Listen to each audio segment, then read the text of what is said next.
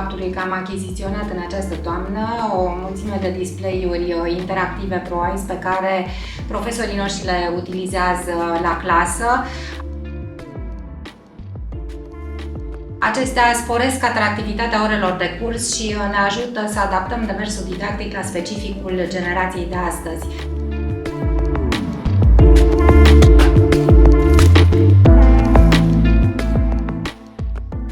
Consider că, într-adevăr, pentru activitatea profesorului, dar și pentru consolidarea cunoștințelor elevilor, folosirea unor astfel de device-uri este minunată, pentru că ușurează foarte mult munca profesorului și mai mult decât munca profesorului, practic vine în sprijinul elevilor în ceea ce privește consolidarea cunoștințelor pe care aceștia le dobândesc în cadrul unei ore de curs.